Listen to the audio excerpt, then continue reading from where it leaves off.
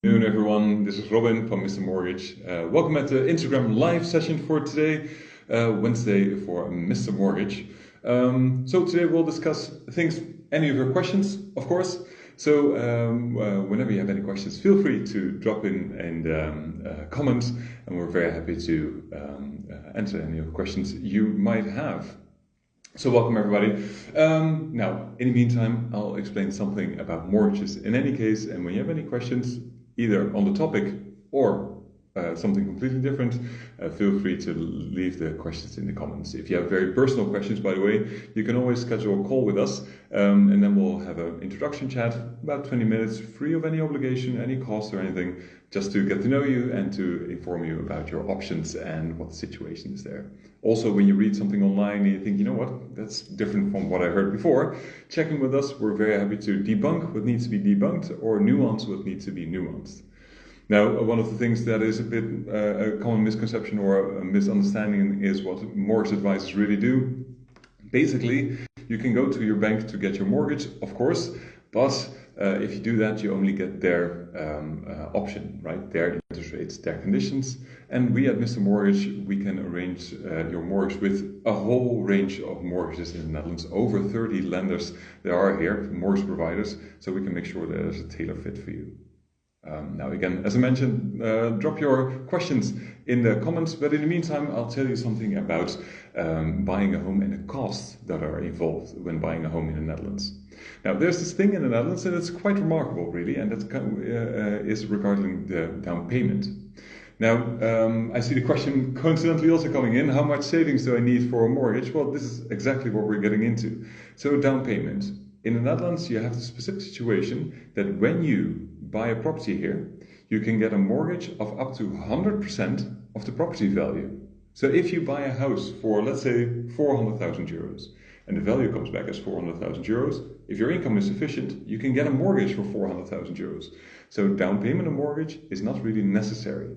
I know in other countries, sometimes you have to input 10 or 20% from your own savings. In the Netherlands, that is not needed. Now, does it make sense to do so? It could. Sometimes your interest rate can be a bit lower if you input savings from your own as well. But it's important to always make sure that when you do that, make sure you do it for the right reasons. Now, other costs for a mortgage I'll get into as well. Now, first I'll answer one of the questions that I see here as well. Can my family help me to cover closing fees? And are there any regulations regarding that? So, yes, they can. Family can indeed help. It kind of depends what amount you receive. Because in the Netherlands, if you receive an amount of savings, that means that as a gift, it might mean that you have to pay gift tax. In a couple of years ago, there was some tax exemption that you didn't have to pay gift tax, which was very nice, of course. But currently, usually do have to pay gift tax. But this only applies if the person granting you the gift lives in the Netherlands, or when they have a Dutch passport and they don't live in the Netherlands. If they lived in the Netherlands for the last 10 years.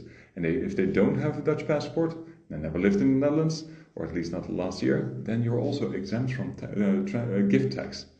Now, be sure to double check this with us when this is a specific scenario, right? Because everything I just mentioned, it is subject to a couple of nuances, so always check in with us if this is something that applies to you. So, yes, you can indeed get a gift to cover the closing fees and the buying cost when purchasing a property. Now, what kind of cost do you have to consider? Now, first off, when you buy a property, there's a transfer of ownership. So you buy the house from somebody else. And this is when the transfer tax comes in. The tax authorities will want to chip in into this purchase, really. So what happens is you buy a house for 400,000 euros, and then you pay a transfer tax of 2% when you buy the house for your own use. 2%, in this case, that would be 8,000 euros. Now, if you buy the house for investment purposes, then you have to pay a bit higher transfer tax, because then it can be 10.4%. Next year, it will be reduced to 8%. So now, if you buy a house for your own residency, so your own purpose, then you pay 2% transfer tax. Unless, if you're under 35 and you buy a house for maximum 525,000 euros this year, then you do not have to pay transfer tax, which is very nice. You can use this exemption rule once in your life, basically. So when you buy a house now, you're under 35 and you buy a house for less than 525,000 euros, you do not have to pay transfer tax, which is amazing, of course. Now, do you buy a house together with somebody that is maybe older than 35 or has already used this exemption? Then there's a different ruling there. Happy to explain that when you schedule a call, and we'll explain exactly how that works for you. So this is one of the exemptions when it comes to first-time home buyers. So transfer tax, something that you have to pay. Now, then when you buy a property, I would strongly suggest working with a real estate agent, because they can help you get an understanding of what the property value is before you put in the offer.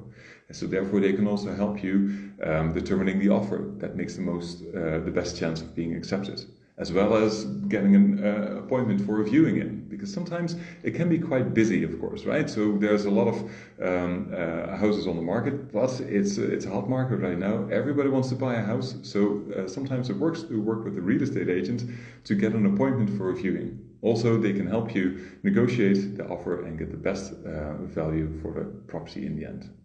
So that's a fee. So we have transfer tax, we have the real estate agent cost, the fee for your financial advisor, for instance, Mr. Mortgage. Then an appraiser has to visit the property to determine the actual value of the property, usually about 800 euros. And then you go to the notary to finalize everything. That has to be done by law, because it's a big transfer, of course. You get a house, you buy a house from somebody else, so that has to be confirmed at the notary. And also you need to confirm that you have a mortgage on the property as well, also done at the notary. Now, great question I can see right here. Can I add my fees to my mortgage? I understand the question. Usually, no. Usually you do have to input some of your personal savings to cover the transfer tax, if that applies, the real estate agent, financial advisor, notary, and the real estate and the appraiser. So all of these costs do have to usually be paid out of your own pocket.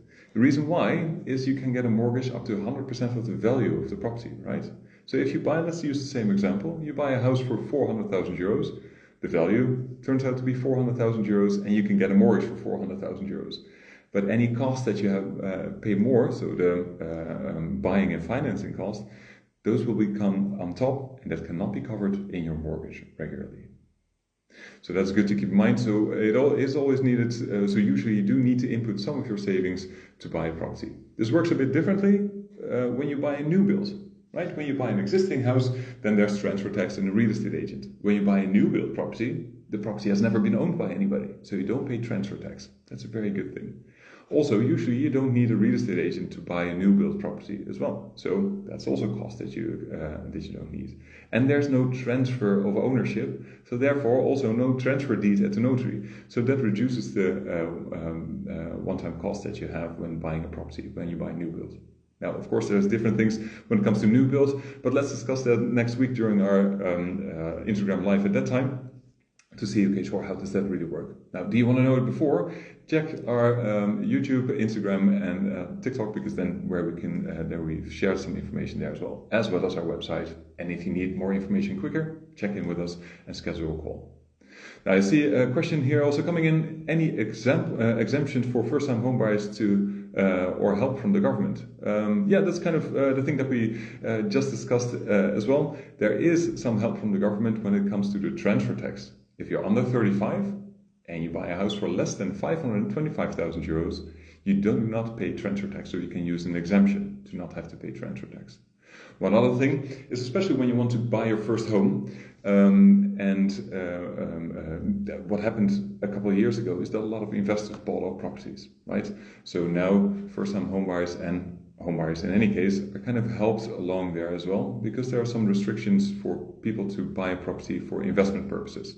That doesn't mean that you cannot buy a property for investment purposes at all. No, not at all. There's still a lot of options there, but you have to know which properties would be available and how to manage the market and your finances, of course.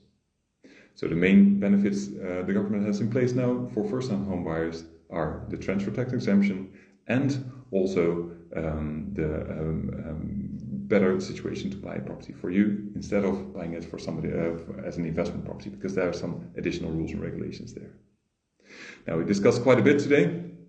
If you have any questions or you want to discuss any of your personal situation, feel free to schedule a call with us. go to the website, schedule an introduction call. As mentioned before, it's free of any charge or any obligation. Happy to get to know you, understand your situation, and then we'll discuss exactly how everything works. That's where we always start. Do you want to have an in-depth financial analysis? Happy to do that as well. And then we'll schedule a next call, and then we really dive into your options. We take more than enough time. We'll take about an hour to discuss all the details, explain everything about the details of your mortgage options. That can either be done through a Zoom or Teams call, and you're always very welcome at our office here in Amsterdam. Thank you everybody for joining. See you next week, and for now, have a fantastic day, of course.